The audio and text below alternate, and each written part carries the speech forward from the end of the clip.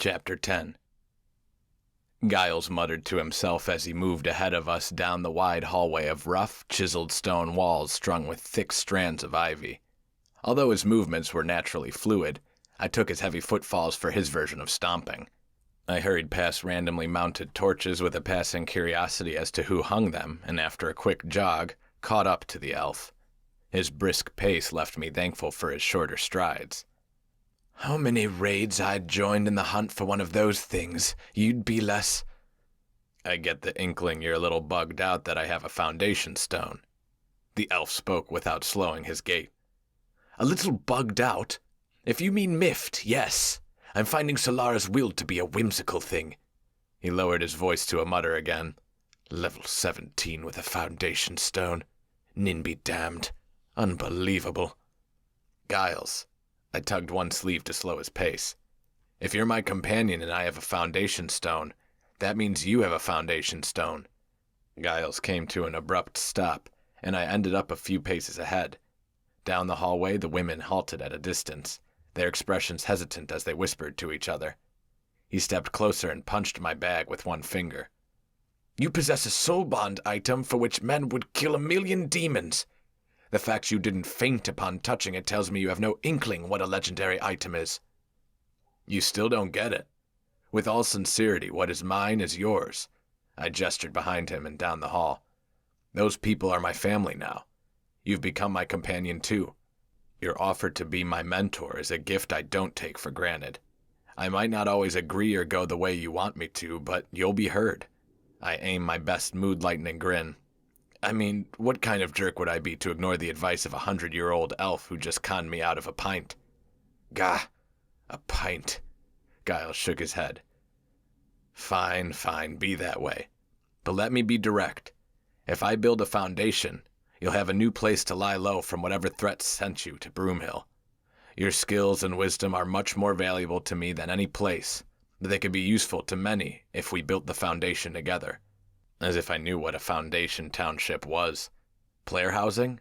A guild hall? "You would need a weapons trainer?" His tone reminded me of my 8th grade English teacher.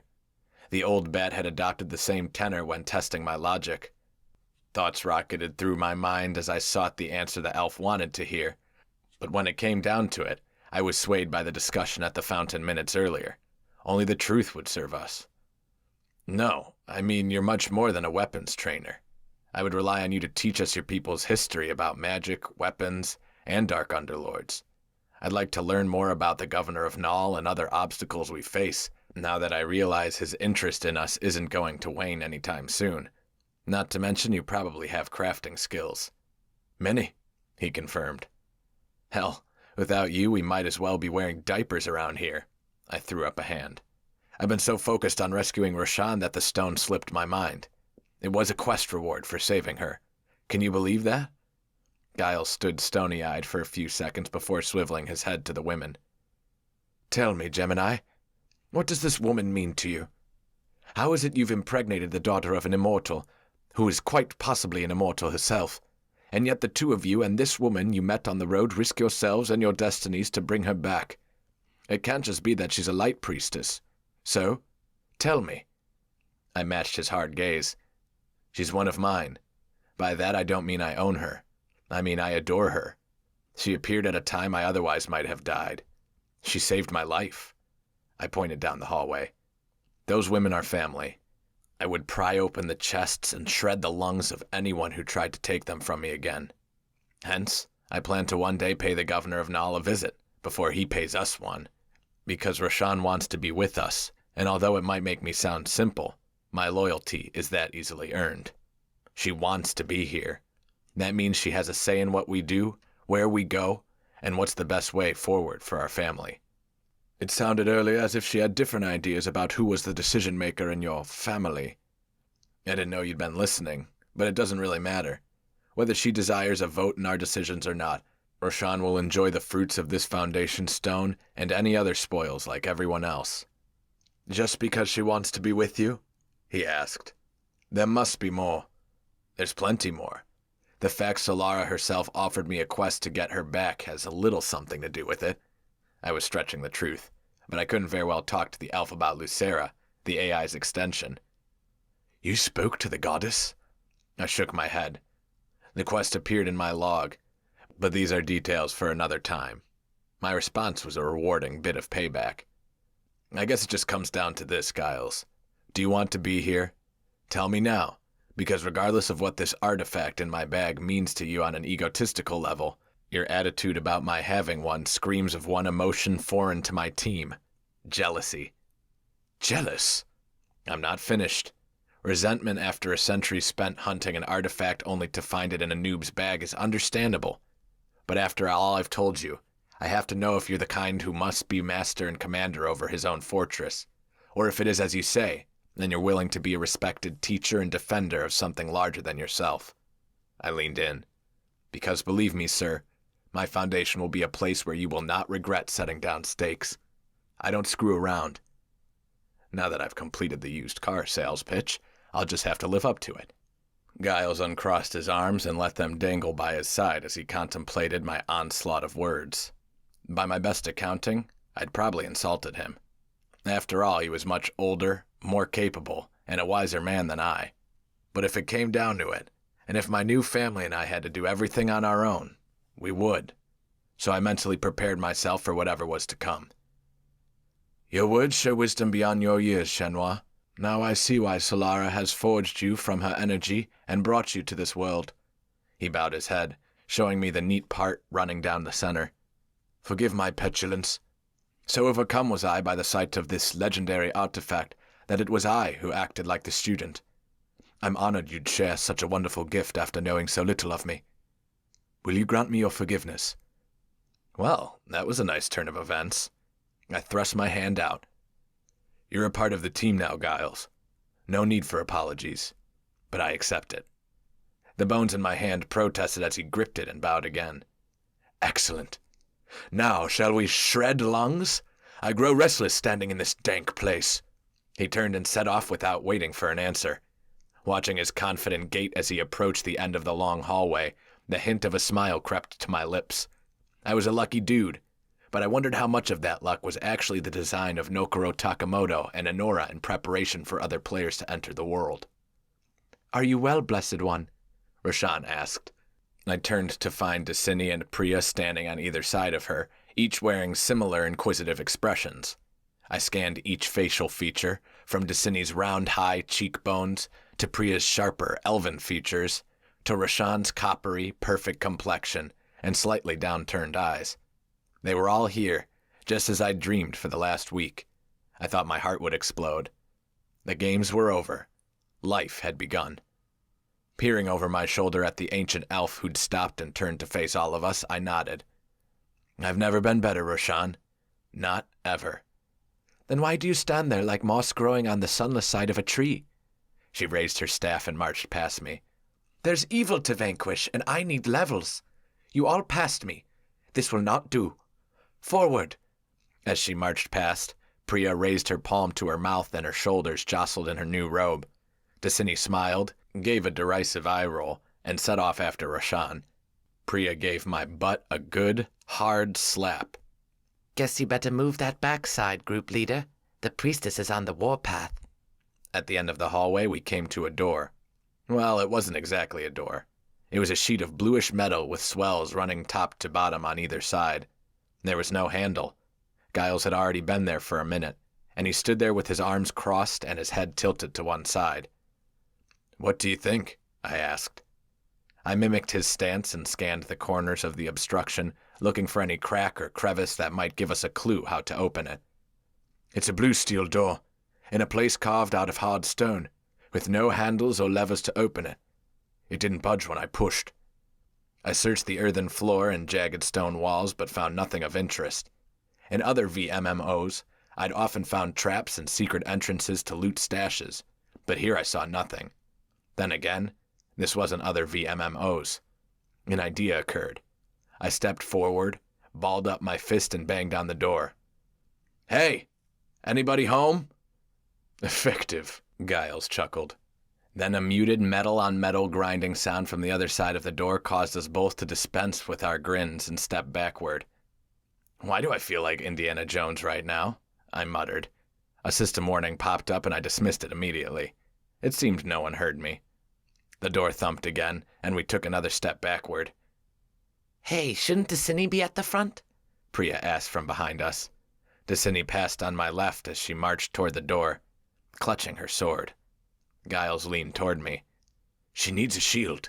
While I'm impressed with her ability to dodge, properly arming someone with her wingspan would turn her into a veritable wall of protection. Gee, I hadn't considered that. You wield sarcasm almost as aptly as she would a shield. You rank high on my ledger of smartasses, Giles. Right up there with the other elf. I wonder if it's a racial trait. The elf threw me a squint, just like Priya's. I clicked my tongue. Do you know how much shields cost? If I'd known my destiny would bring me here with more than half a day's notice, and that you'd have picked up a cat tank? I am not a cat elf, he continued as if he hadn't been interrupted. I might have brought one of Brug's spares along. I have good news, though. What's that? The door banged again, but this time none of us reacted except for some cursory glances. Shields are common drop in boss fights. That is, if you survive the boss fight without a shield to protect you. That's comforting. Agreed, Destiny growled. The elf is of much assurance. If you want guarantees, then perhaps adventuring... The door jerked with a grind. Something clanged from the other side and sent an echo up the hallway. The slam of metal slid into a slit behind the door jamb. Sparkles of orange light reflected on the floor from the other side. I guess knocking worked. I suppose so. Giles ripped his daggers from his sheath, activated stealth mode, faded like the ghost of Christmas past, then slipped past Destiny, disappearing through the slit in the doorway.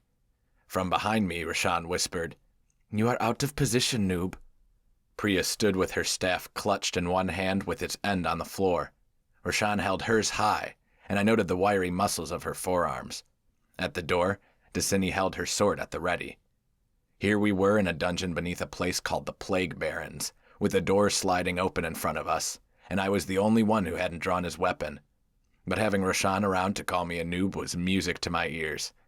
Scooting back a few steps, I shimmied my bow off my shoulder and nocked an arrow. Then the demons bum-rushed us. Chapter 11. Michonne grunts filled the air as Destiny jammed her sword into the narrow doorway and shifted a foot behind her. I thought she'd give way to the incoming creatures, but then I realized she was anchoring herself for the force to come. Blood gushed from the throat of the first demon as her blade sliced through its hardened purplish flesh. "No, Destiny!" Giles barked. "Push forward and fill the doorway to create a bottleneck, or they'll surround you all." The Michonne lowered her shoulder and activated her charge ability. The result was glorious. The short, brawny demon leading the crowd sailed backward, slamming into the crowd filtering through the door and sending them flailing back into the unseen area beyond. One green-skinned foe slipped around the demon dominoes and skittered forward. I raised my foot and kicked it in the groin. It reeled just long enough for Destiny to fill the space inside the stone door frame. A blinding flash filled the room from behind. The demons raised their arms to shield themselves, but it was too late. Rashaan's scepter had appeared and fulfilled its purpose as text bounced above our enemies' heads. Blinded. "Where were you stowing the scepter?" I yelled as I planted the sole of my boot into the next demon's chest and strained to drive it back. Destiny sliced at its neck with a brutal swing. Then hot blood splashed onto its shoulder and poured down its chest. "Leave a woman her secrets." Rashaan focused another heel at Destiny instead of answering. Although the scepter was low in level and a majority of the small regiment flooding toward us resisted its blinding effect, enough threw up their arms to block the light from their eyes to crowd the doorway and maintain the bottleneck. Her low level was enough of a handicap. "Switch to the staff! You've got to trust me!" With a growl to gain demon enmity, Destiny spewed her variant of expletives. "Die, you filthy, slimy beast! Back to the underworld with you, ferret-faced bag of rat meat!" Fire exploded a foot in front of the Michonne, then one of the minions contorted and blistered. Wrath Fiend, level 18 demon. Servants of higher demons. Wrath Fiends are known for their muscular upper bodies and short poisonous claws. Strength, 16.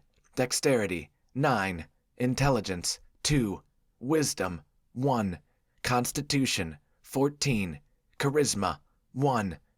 For the first time in my Enoran tenure, my interface displayed enemy attributes, and I didn't understand why. Because I was in a dungeon? But that question was less important than what was missing from the line indicating race and level. Non-elites to Cine! Priya was only 3 steps away, but I had to shout for her to hear me over the growls, shrieks, and Destini's professions of love for demon kind. Priya! The half-elf wonder turned toward me between spells, a sneer on her face.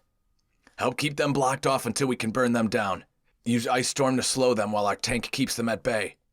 Priya's face morphed into an expression of angry pleasure. She nodded. I like this very much. Her hands glowed blue as she raised them over her head like a cat about to claw yarn just out of reach. Her casting bar grew, then pellets of ice filled the area in front of Destiny. The Wrath Fiends slowed to a crawl as if they floundered through molasses, but their attack speed went untouched, as the fiend closest to Destiny clawed 3 jagged wounds across her neck in a blur of motion. She faltered and screamed, stepped backward, and swiping the wound with the back of one hand. You vile, squalid demon! She stunned the demon with a pommel punch to its face. Then she spun the weapon, swung it overhead, then swept down and sliced the creature's arm off below the elbow. In a sickening display of efficiency, she brought the weapon through on her backswing and ripped the beast's head from its shoulders.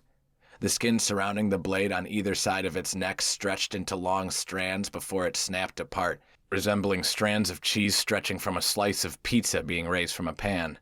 Gross. I turned back to the crowd and knocked an arrow. Nice, Destiny. Above her head, red text appeared at 2-second intervals.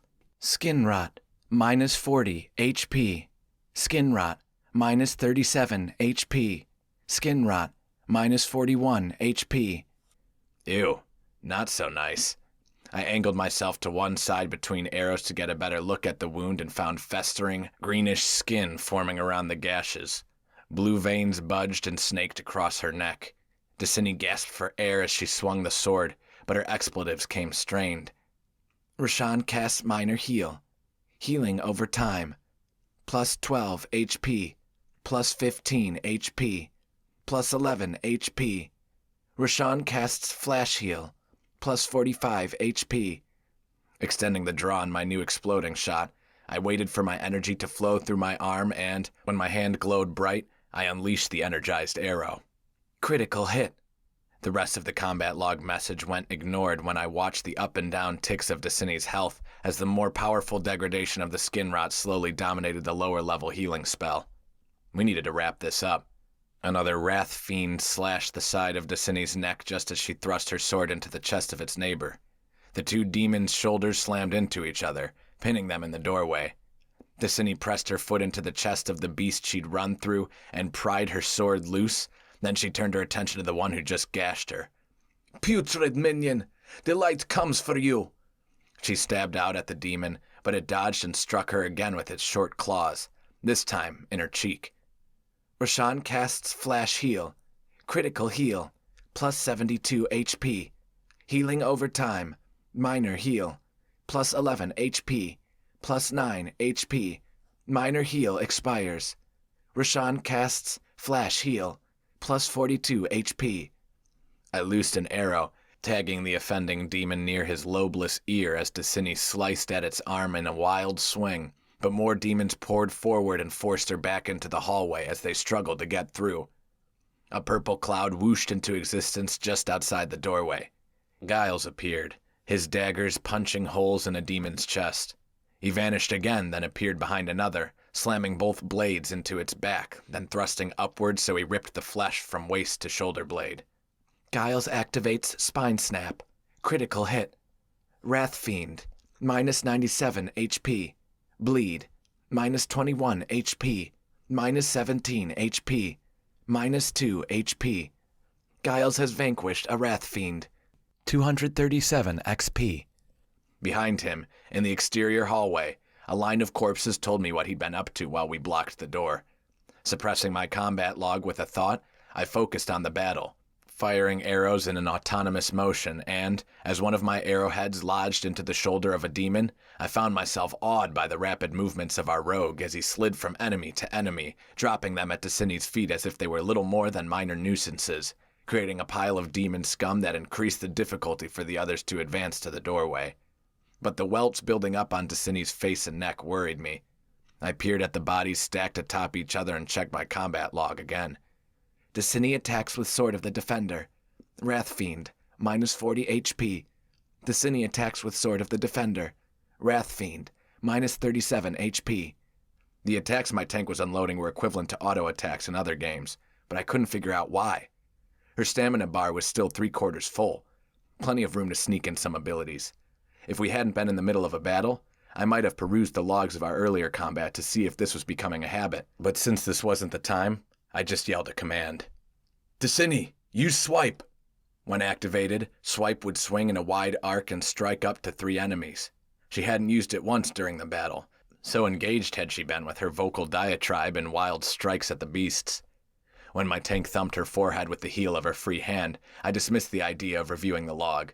I shook my head in disdain at her lapse, but she was still new at this, and it was easy to forget that when watching her. It wasn't like she'd been running around her whole life swinging swords at an onslaught of crazy, snarling enemies. To the contrary, she traveled on a cart and kept her head down in the presences of others. Mental note: earn the title of master she bestows on you instead of thinking like a judgmental douchebag. Destiny activates Swipe. Wrath Fiend, minus 31 HP. Wrath Fiend, minus 27 HP. Critical hit. Wrath Fiend, minus 67 HP. Destiny vanquished Wrath Fiend, 237 XP. A punch shoved Destiny backward and 3 fiends stuffed into the doorway. The middle one lunged forward as the swipe swung wide. He stretched out his crooked arm, claws extended and ready to swipe at her face again. But this time, Destiny was ready. She shoved out with her boot heel, kicked the demon square in its kneecap, and snapped it like a twig. When the bastard dropped to one knee with a squeal, she flipped the sword over and plunged it from high to low, right into the space between his shoulder and neck. To buy her time, I fired an arrow in the nose of the creature on her right using Drilling Arrow, which dropped the non-elite like a bad habit. Giles slid his dagger into the back of the demon snarling on Destini's left, and, just like that, we were back in business. My tank stepped back into the doorway, reasserting her control. A flash of golden light and triumphant music filled the world from somewhere behind us. I smiled, but otherwise ignored it. A tiny black dot appeared just in front of Destiny, off to Giles' left. When he opened the jugular on one foot of the remaining demon fiend bastards, I blinked furiously, trying to clear the strange apparition from my eye. My next arrow sailed wide.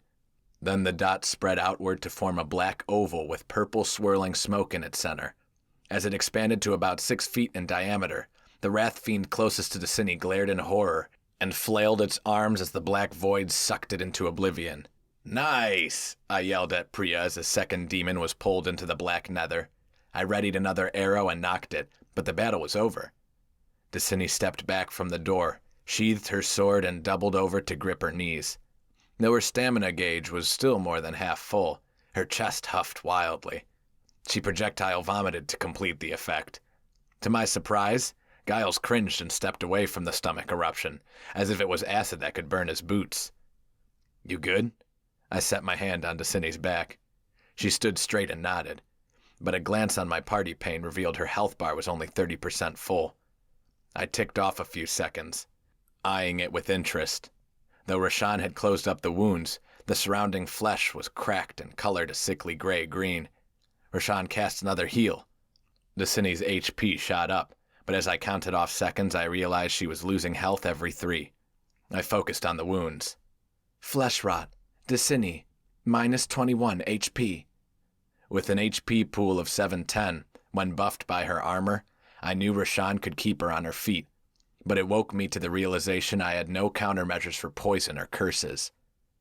"Flesh rot," Giles said. "Had I known we'd be entering a dungeon, I'd have stocked up on healing potions and antidotes." He stepped closer to Destiny. "Don't worry. The rot holds only because you were struck multiple times. It should pass with time as long as Rashan keeps you topped off." He eyed our healer. "Use your heal over time spell to conserve mana." "Yes, of course." Rashan raised one hand and the air surrounding her fingers flashed. Giles blinked each eye in succession and bowed. "And congratulations on level 13, priestess. If I remember correctly, you should have learned a new spell. I turned, expecting to find Rashan wearing the joyous expression I'd seen the first time she'd level with me, back in the subterranean passages beneath the dark wood.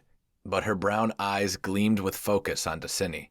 She paced over to our tank and raised her chin to inspect the wounds. Her glowing fingers touched the Michonne's skin. I'm sorry I cannot cure this, my friend, but I pledge to become more sophisticated in the ways of healing so I can better serve you. Your heals quell the nausea, Destiny said. I am humbled by your kindness. Destiny bowed her head. Then she turned to one side and painted the wall with her remaining stomach contents. The greenish tint surrounding her wounds was gone by the time she wiped her sleeve across her mouth. Only the gray tinge remained. Flesh rot, Destiny, -7 HP. Flesh rot, Destiny, -3 HP. Flesh rot expires. Give her a few flash heals to fix her up, then let's wait for your mana to recoup. We can talk strategy in the meantime. Should she eat instead? Priya asked.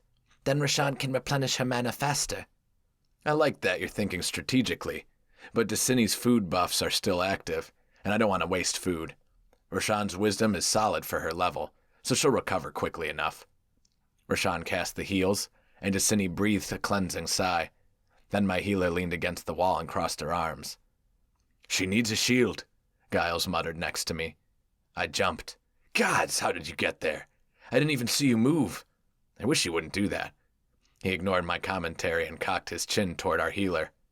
Why do you stand, priestess? Why wouldn't I? Rashan asked.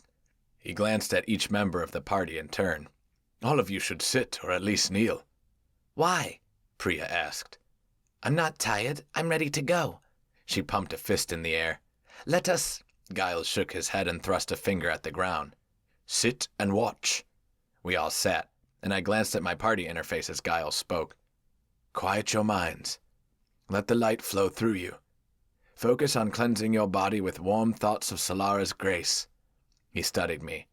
Or visions of sex with elven women, whatever sets your mind at ease. I grow fond of this elf, Rashan said. His piety is a... Her words trailed off as I focused on my HUD against the back of my shuttered eyelids. I was acquainted with the way our resource bars ticked fuller every 2 seconds, but after a few long breaths, everyone's health and mana reserves gained significantly more replenishment per tick. I'm a loser. When she made the same realization, Destiny's response did nothing to allay my humiliation. And I call you master. Perhaps it is to Giles I should have hitched my wagon, as you like to say. I shook my head in derision at myself.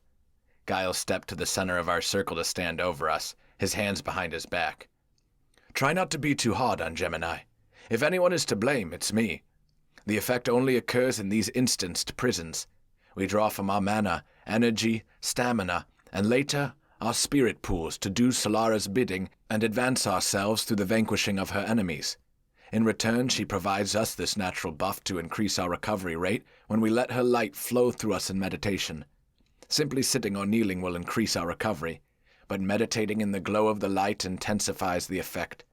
The quieter your minds, the better.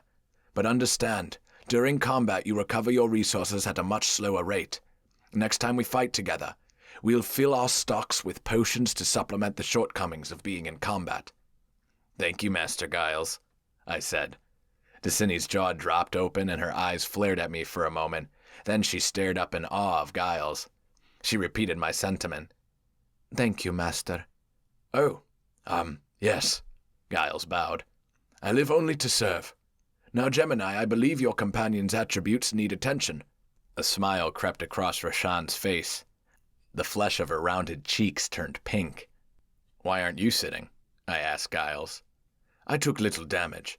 As you will see at level 20, if you choose to be a rogue, hunter, or ranger, your energy pool, unlike mana, health, and spirit, recycles quickly. I kneel in the wake of combat only when my health gets low. Ah. I brought Rashan's attributes up, opting for the abbreviated version. Rashan has reached level 13. Rashan has 4 unspent attribute points. Since Rashan's disposition to you is beloved, you may spend 4 attribute points. Rashan has learned a new spell. Smite. Smite your enemies with an arc of light magic causing 12 to 15 damage. Damage scales with level. Nice, Rashan. Looks like you finally got an offensive spell. She nodded enthusiastically. I will smite my enemies with abandon. No, I said. You will manage your casting like Priya and resist the temptations that draw aggro from your tank. Yes, of course. She threw an apologetic glance at the tank. The Cine waved a dismissive hand. Worry not, priestess. I will keep them angry with my hatred of them. Priya held out a clawed hand and lightning tendrils crackled between the fingers. She halted her cast, and the light winked out. She was flipping it like a switch. Your people wield no shortage of confidence, Giles said. There are people now, I corrected. And why wouldn't they be positive with you backing them up? Both points are well received. But come, now that everyone is back to form, there's work ahead, and I fear you've only seen the weakest this wretched place has to offer. Are you always this encouraging? I asked as the elf paced away from us. Yes, he yelled over his shoulder. Chapter 12. And boy, did the elf have it right. Whatever ideas I'd held about trash mobs was wiped clean by what we faced on that first day in the Plague Barrens instance. We struggled through 2 more waves of wrath fiends and had to rest after each occurrence so Dacini, and once Priya, could rest until their flesh rot had healed. It seemed Priya's wand came with a load of aggro. The first time she cast the stone effect on one of the wrath fiends, it screamed a shoulder-shivering howl and dragged a stony leg behind it as it lumbered toward her like some B-movie horror monster, snarling and drooling. Though we picked that one up, another she stoned during the conflict had shown a strange intelligence, battering away at Dacini until the stone spell dissipated and then charging Priya. I'd had to scrounge deep in my combat log to validate the demon had delayed its response intentionally. That it would climb the aggro chart, hold its ground until the effect passed, then charge the caster was so tactical in nature it kind of blew my mind. I'd never seen that kind of intelligence in a mob. Hence, Priya shared in the flesh rot, but unlike when Dacini first encountered the disease, Priya didn't vomit. Instead, she huffed and huffed, insisting no one talk to her as she peered at the ceiling with her hands on her hips instead of allowing herself to double over and let it go. A scan of my combat logs and a little math showed Rashan's low-level healing over time spell was operating at the cap per tick. Although a higher-level spell would create more powerful heals, the cap status of the lesser spell meant heal over time ticks were generating more critical heals. Flash heal was also ticking up, and judging by its description, she still had room to work before she reached the maximum with any consistency. Maybe a couple levels. At the end of the 3rd wave of Wrath Fiends, my experience bar was mere inches from filling. Priya was only a tick behind me. While the halls kept straight despite their roughly excavated stone walls, they also grew shorter as the ceiling bore down on us. Sharp turns made for bad sight lines. A veteran of more tactical games than I could name, I taught everyone who wasn't named Giles how to slice the pie, to take the forks at a wide, rounded angle with weapons at the ready. During one of those turns, I spied a faint movement and analyzed the area. Corrupted corpse, level 21, undead, elite.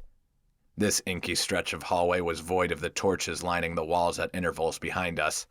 I cut a wide angle as we reached a corner with my bow at the ready. Against the black surroundings, 2 tiny glowing orbs appeared in the distance. At first I thought they might be gems or glass set in a far door. Then they blinked. My mind flashed with memory of the first time I met Priya when she'd been in a dim underground tunnel under the control of a dark caster. A banging sound reminded me of a screen door at my grandparents' place in Iowa, when they'd failed to thread the hook through the metal eye to secure it before retiring for the night. I focused on those urine-colored glowing orbs. Corrupted corpse, level 21, undead, elite. These guardians are the undead remnants of adventurers who braved the depths of the Plague Barrens and failed in their quest. Their souls imprisoned by an evil presence upon falling, their bodies are left to wander the halls in defense of their Dark Lord's territory. Strength, 17. Dexterity, 9. Intelligence, 4. Wisdom, 2. Constitution, 19. Charisma, 3. Inner illumination, Gemini, Rashan whispered. I nodded and cast the spell, lighting up the hallway before me. The corrupted corpse sauntered in our direction. An open wound that would never close streaked across its forehead to reveal dried purple flesh beneath. The surrounding facial skin was white with cracked black wrinkles. A single tuft of hair streamed down from the crown of its skull and swept against the back of its hunched shoulders.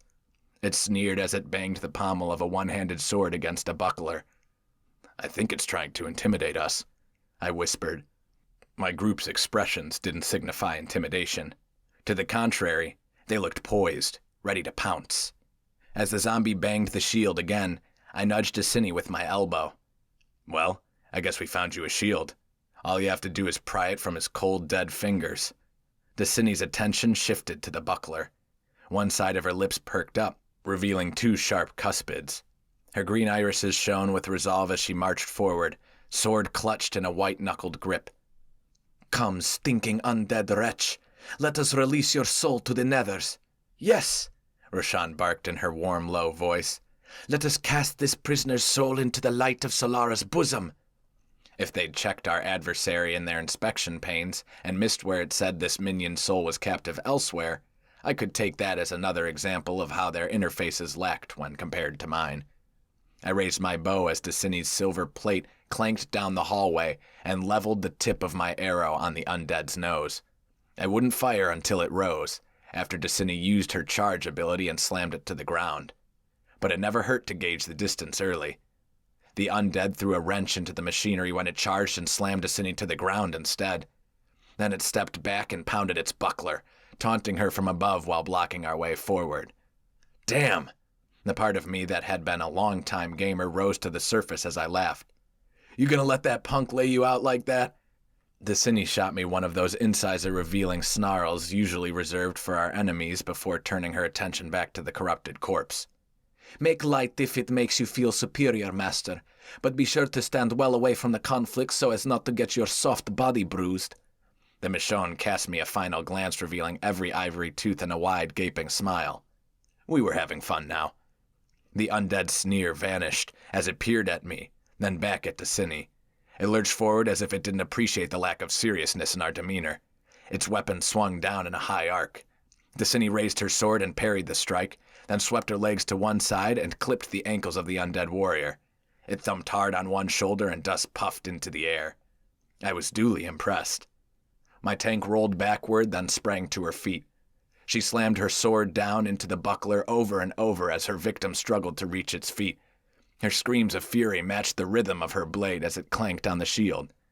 Giles slid up the hallway and took up the position on the other side of the elite monster, but he couldn't engage until Destiny stopped banging on the beast long enough for it to rise and give the rogue a target. Giles smiled and nodded. I returned it. Yeah, I like her too. Taking a tactic from her playbook, the corrupted corpse kicked Destiny's ankle and caused her to stumble backward. This distraction allowed it to struggle to its feet. It raised the buckler and banged it with its sword pommel again, urging Destiny forward. The cat-like tank shook her head, then banged her chest piece with one fist. "Come to me, you stench-filled hunchback of rot!" "Ugh!" the undead bellowed. Over Destiny's head, jostling red text appeared. "Provoked." Her face flushed pink and she charged. Uh-oh. Now we had mobs who provoked us instead of the other way around. Gods, I loved this game. Life. Whatever. As she closed the short distance, sword raised high, the undead's lips spread into a sneer. It crouched and drew back its blade to strike. Giles exploded into action, slamming his dagger into the corrupted corpse's back. Its plan foiled. The undead soldier jolted out of its hunched position, but then it lurched forward and thrust its weapon out so the sword disappeared behind Destiny's charging form for a split second. Then my tank's back ripped open and the blade reemerged, covered in syrupy crimson. Her tail shot up in the air and went stiff as she tumbled. Blood splattered onto the floor beneath. Critical hit. Destiny, minus 320 HP. The massive damage cut Destiny's health in half. As the sword slid from her gut and the corrupted corpse drew it back, a wide smile crossed its face as it glared down at her. "Ah!" it growled. "Ah, ah, ah!" It banged the shield with each utterance. The Michonne's hand clutched her wound, and her sword rattled to the floor. Bleed, minus 37 HP. She struggled, sitting halfway up, then dropping back down. A second try proved equally fruitless. The undead had severed her abdominals. Rashawn cast Flash Heal on Destiny, plus 47 HP. Nice, but not nearly enough. If I didn't do something, Destiny was a sitting duck. Ah! I bellowed as I loosed a half-charged arrow.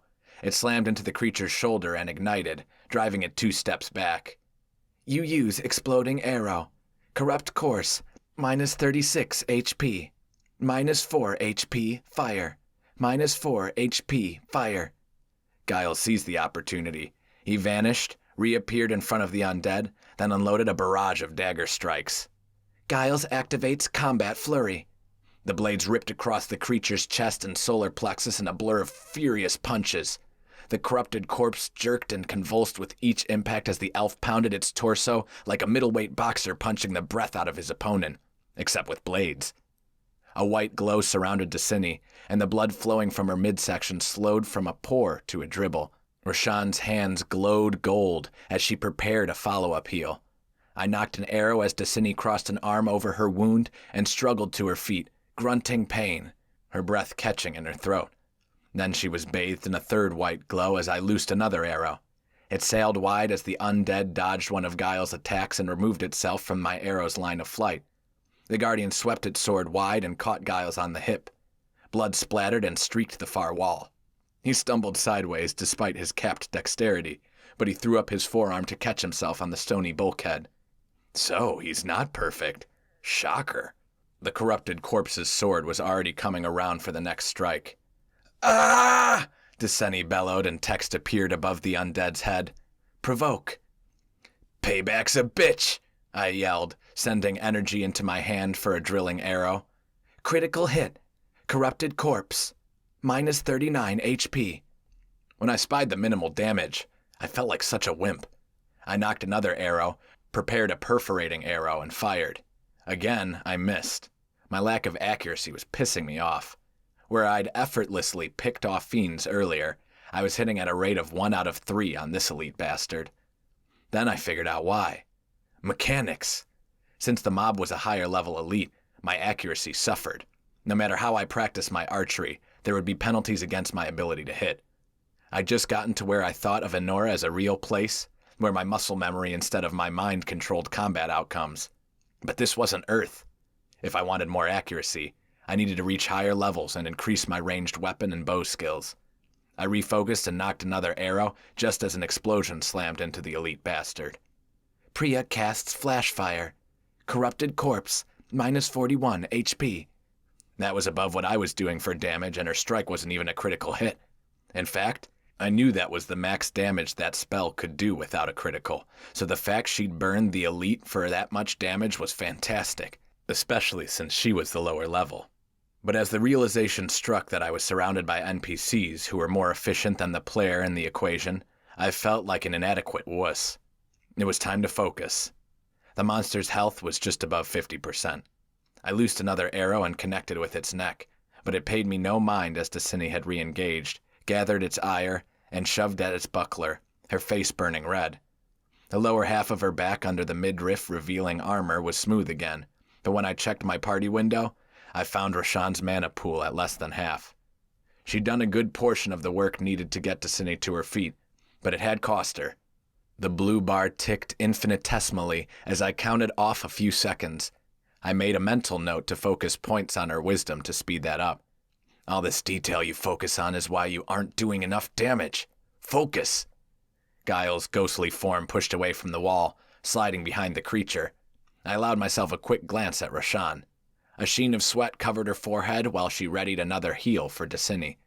The strain of her constant outpouring of magic showed in the taut skin of her forehead and the jutting knobs on either side of her jaw.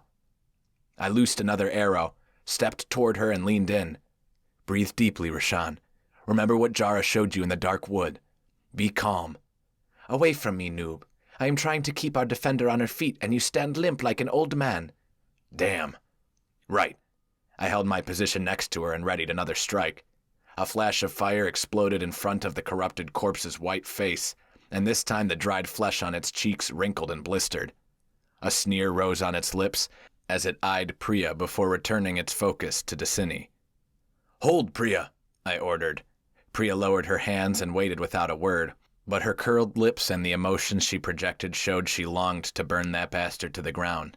For my next strike, I fully charged and loosed a perforating arrow.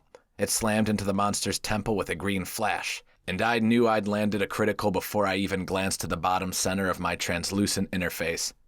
Critical hit. Corrupted corpse, minus 56 HP. Hey, that was a little more like it. The corrupted corpse had dropped to about 40% of its total health.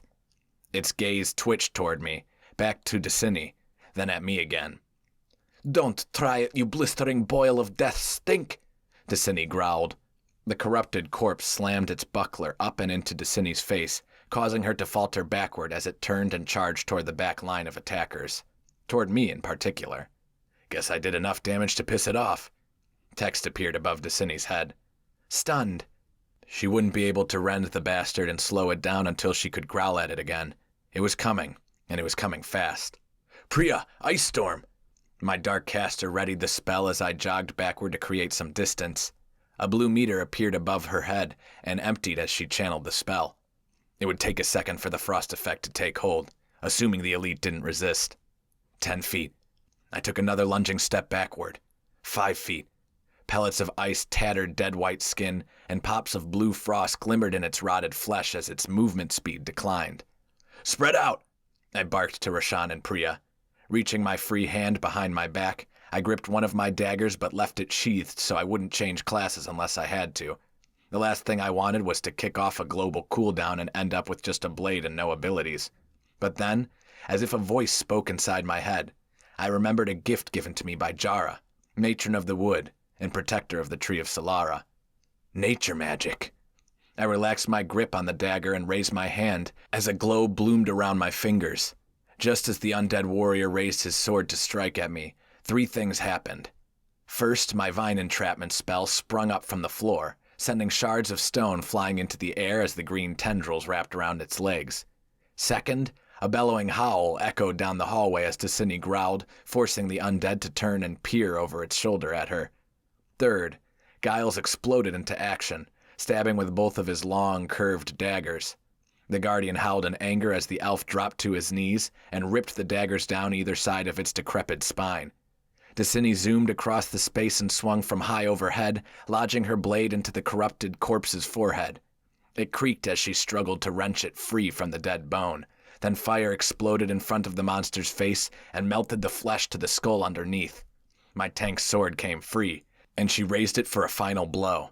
With an effort, the beast raised its buckler to block, and in the poorest timing ever, Decini activated Swipe to finish the bastard off. The buckler cracked and rattled to the ground in multiple, shattered pieces. So much for getting Decini a shield. "Damn it!" I yelled.